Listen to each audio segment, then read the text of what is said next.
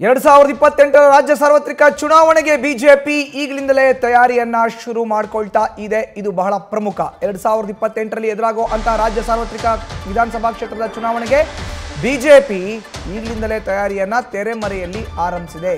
ರಾಜ್ಯದ ಕಾಂಗ್ರೆಸ್ ಸರ್ಕಾರದ ವಿರುದ್ಧ ಟ್ರೆಂಡ್ ಸೆಟ್ಟಿಂಗ್ ಮಾಡೋದು ಹೇಗೆ, ಈ ವಿಚಾರಕ್ಕೆ ಸಂಬಂಧಪಟ್ಟಂತೆ ಇವತ್ತೊಂದು ಸಭೆಯನ್ನು ಕರೆದಿದೆ ಬಿಜೆಪಿ. ಇಂದು ಬಿಜೆಪಿ ಪ್ರಧಾನ ಕಚೇರಿ ಬೆಂಗಳೂರಿನ ಜಗನ್ನಾಥ ಭವನದಲ್ಲಿ ಸಭೆ ನಡೆಯುತ್ತೆ. ಬಿಜೆಪಿಯ ರಾಜ್ಯಾಧ್ಯಕ್ಷ BY ವಿಜಯೇಂದ್ರ ಅವರ ನೇತೃತ್ವದಲ್ಲಿ ಸಭೆ ಈಗ ನಿಗದಿಯಾಗಿದೆ. ಹಿರಿಯ ನಾಯಕರುಗಳು, ಮಾಜಿ ಸಚಿವರುಗಳು, ಶಾಸಕರುಗಳು ಭಾಗಿಯಾಗ್ತಾರೆ. ಹೇಗೆ ಟ್ರೆಂಡ್ ಸೆಟ್ಟಿಂಗ್ ಮಾಡಬೇಕು ಅಂತ ಸಭೆಯಲ್ಲಿ ಚರ್ಚೆ ಮಾಡಲಾಗುತ್ತೆ. ನೋಡಿ, ಪ್ರಮುಖವಾಗಿ ಬಿಜೆಪಿ ಶಿಸ್ತಿನ ಪಕ್ಷ, ಯಾವುದೇ ಕಾರಣಕ್ಕೂ ಇನ್ನೂ ತುಂಬ ಟೈಮ್ ಇದೆ ಅಂತ ಕೈಕಟ್ಟಿ ಕುಳಿತುಕೊಳ್ಳುವಂಥ ಪಕ್ಷ ಅಲ್ಲ.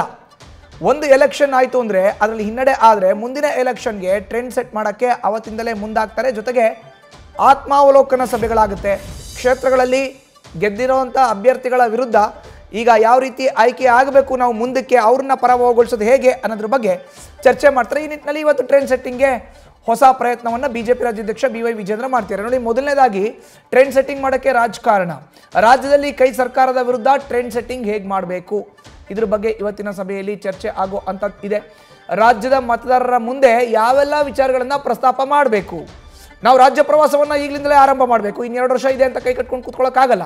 ಕಣ್ಮುಚ್ಚಿ ಕಣ್ಬಿಡೋದ್ರಲ್ಲಿ 2 ವರ್ಷ ಬಂದ್ಬಿಡುತ್ತೆ, 2 ವರ್ಷ ಆಗೋಗುತ್ತೆ. ಹೀಗಾಗಿ ಕಾಲ ಕಾಯ್ತಾ ಕೂತ್ಕೊಳ್ಳಲ್ಲ, ನಾವು ಮುಂದಾಗಬೇಕು. ಮತದಾರರ ಮುಂದೆ ಯಾವೆಲ್ಲ ವಿಚಾರವನ್ನು ಪ್ರಸ್ತಾಪಿಸಬೇಕು ಅನ್ನೋ ನಿಟ್ಟಿನಲ್ಲಿ ಇವತ್ತು ಆಗುವಂಥ ಸಭೆಯಲ್ಲಿ ಚರ್ಚೆ ಮಾಡಲಾಗುತ್ತೆ.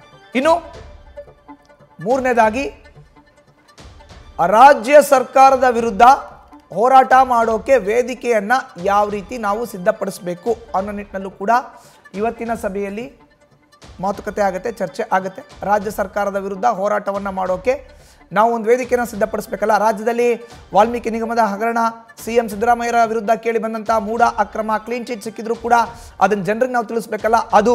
ಜೊತೆಗೆ KN ರಾಜಣ್ಣರ ರಾಜೀನಾಮೆ, ರಾಜ್ಯದಲ್ಲಿ ನಾಯಕತ್ವ ಬದಲಾವಣೆ, ಗ್ಯಾರಂಟಿ ಅನುಷ್ಠಾನ, ಈಗ ಟನಲ್ ರೋಡ್ ಮಾಡ್ತಾ ಇರುವಂಥ ವಿಚಾರ, ಕಾಂಗ್ರೆಸ್ ಪಕ್ಷದಲ್ಲಿ ಇರೋ ಅಂಥ ಗೊಂದಲ, ಈ ಎಲ್ಲ ವಿಷಯಗಳನ್ನು ಮುಂದಿಟ್ಕೊಂಡು ಯಾವ ರೀತಿ ಹೋರಾಟ ಮಾಡಬೇಕು ಅನ್ನೋದಕ್ಕೆ ವೇದಿಕೆ, ಅದನ್ನು ಯಾವ ರೀತಿ ನಾವು ಸಿದ್ಧಪಡಿಸಬೇಕು ಅನ್ನೋದ್ರ ಬಗ್ಗೆ ಕೂಡ ಮಾತುಕತೆ ಆಗುತ್ತೆ. ಇನ್ನು ರಾಜ್ಯದ 224 ಕ್ಷೇತ್ರಗಳಲ್ಲೂ ಕೂಡ ಮತದಾರರನ್ನ ಬಿಜೆಪಿ ಅಂತ ಸೆಳೆಯೋದು ಹೇಗೆ, ಇದು ಬಹಳ ಪ್ರಮುಖ. ಯಾಕೆಂತ ಹೇಳಿದ್ರೆ ಕಳೆದ ವಿಧಾನಸಭಾ ಕ್ಷೇತ್ರದ ಚುನಾವಣೆ ಅಂದರೆ 2023 ರಾಜ್ಯ ಸಾರ್ವತ್ರಿಕ ವಿಧಾನಸಭಾ ಕ್ಷೇತ್ರದ ಚುನಾವಣೆಯಲ್ಲಿ ಬಿಜೆಪಿಗೆ ಸಿಕ್ಕಿದ್ದು ಕೇವಲ 66.